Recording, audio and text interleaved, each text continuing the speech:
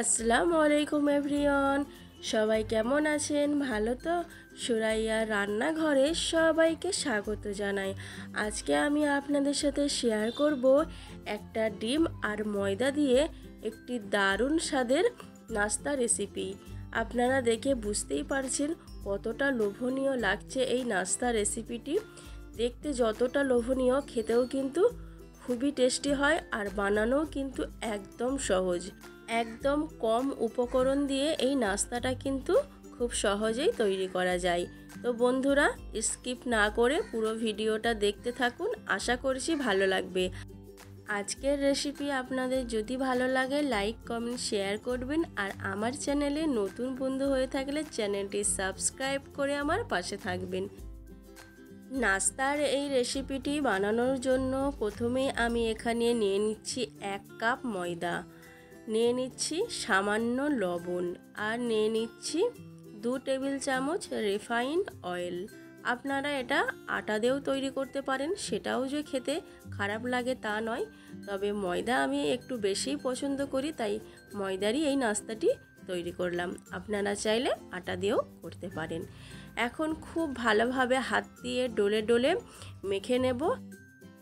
তো বন্ধুরা, এখন আমি অল্প অল্প পানি দিয়ে একটা নরম ডো তৈরি করে নেব।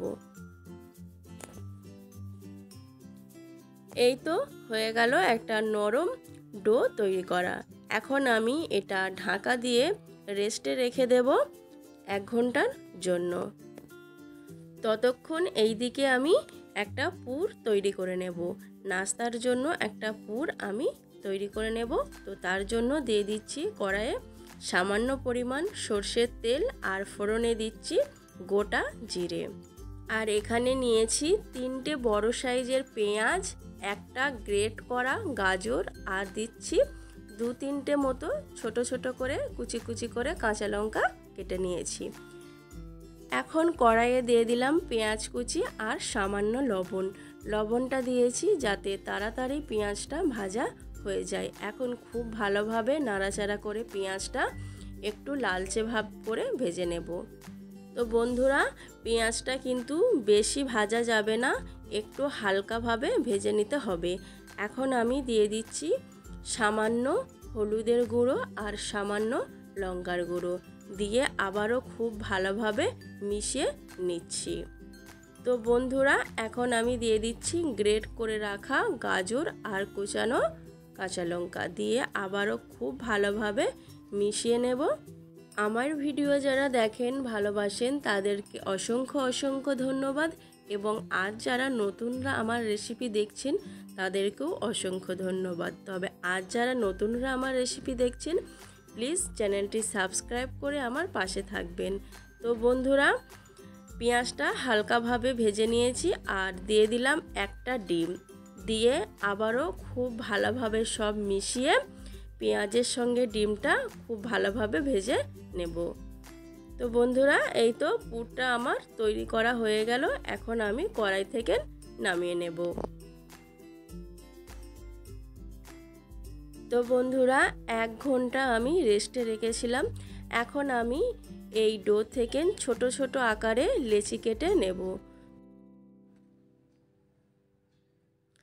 এই তো বন্ধুরা দেখুন, এইভাবে আমি ছোট ছোট আকারে লেচি কেটে নিচ্ছি, আর হাত দিয়ে গোল করে চ্যাপটা করে নেব যাতে বেলার সময় সুবিধা হয় বেলার জন্য।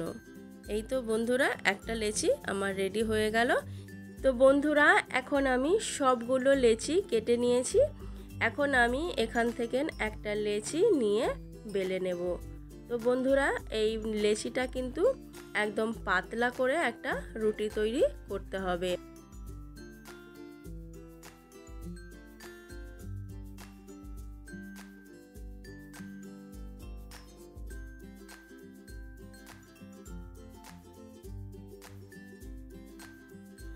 এই তো বন্ধুরা, একটা রুটি কিন্তু আমার বেলা হয়ে গেছে। রুটিটা আমি কতটা পাতলা করেছি আপনাদের দেখিয়ে দিচ্ছি। এই দেখুন বন্ধুরা, আমি এইভাবে পাতলা রুটি তৈরি করেছি। এখন আমি যে পুরটা তৈরি করেছিলাম সেখান থেকে অল্প একটু পুর নিয়ে এই রুটির ওপরে দিয়ে দিচ্ছি। তো বন্ধুরা, আপনারা খুব ভালোভাবে এটা দেখে নিন কিভাবে আমি নাস্তাটা তৈরি করছি। অনেক সময় কোনো কিছু বলে বোঝানো যায় না, দেখেই কিন্তু বুঝে নিতে হয়। তো বন্ধুরা আমি কিভাবে করছি তো আপনারা একটু ভালোভাবে বুঝে দেখে নিন, তাহলে বুঝতে পেরে যাবেন। এখানে আমি পানি নিয়েছি আর রুটির চারিপাশে পানি লাগিয়ে নেব। এই পানিটা কিন্তু বন্ধুরা আঠার কাজ করবে। তো বন্ধুরা আমি যখন এটা নাস্তাটা মুড়ব যাতে খুলে না যায়, সেই জন্য আমি চারিপাশে পানি লাগিয়ে নিচ্ছি। তো বন্ধুরা এখন আমি এক সাইডে ভাঁজ করে নিচ্ছি। এক সাইডে ভাঁজ করে নেওয়ার পর অপর সাইডটাও আমি এইভাবে ভাঁজ করে নিচ্ছি। তো বন্ধুরা আপনারা একটু ভালো করে বুঝে নিন, তাহলেই বুঝতে পেরে যাবেন আমি কিভাবে নাস্তাটি তৈরি করছি। তো বন্ধুরা এইভাবে হালকাভাবে চাপ দিয়ে এই নাস্তাটি কিন্তু তৈরি করে নিতে হবে। বন্ধুরা বেশি চাপ দেবেন না, কারণ ভিতর থেকে কিন্তু পুরটা বেরিয়ে আসার সম্ভাবনা থাকবে। তো এখন আমি চারিপাশে হাত দিয়ে খুব ভালোভাবে মুড়ে নিচ্ছি। এই তো আমার এখন একটা নাস্তা তৈরি করা হয়ে গেছে। এইভাবে সবগুলো নাস্তা আমি রেডি করে নিয়েছি। এখন আমি ভেজে নেব। তো তার জন্য কড়াইয়ে সাদা তেল নিয়েছি। তেলটা যখন হালকা গরম হয়ে যাবে তখন এক এক করে নাস্তাগুলো ভেজে নিতে হবে। তো বন্ধুরা এই নাস্তাটি ভাজার জন্য অনেক যে তেল লাগে তা নয়, সামান্য তেলেই কিন্তু এই নাস্তাগুলো ভাজা হয়ে যায়। তো এইভাবে নাস্তাগুলো কিন্তু উল্টে পাল্টে খুব ভালোভাবে লাল লাল করে এবং মুচমুচে করে ভেজে নিতে হবে।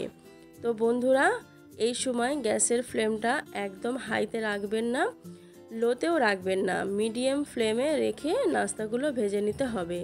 তো বন্ধুরা এই তো নাস্তাগুলো কিন্তু আমার ভাজা হয়ে গেছে। এখন আমি একটা ছাঁকনি দিয়ে নাস্তাগুলো খুব ভালোভাবে তেল ঝরিয়ে তুলে নিচ্ছি।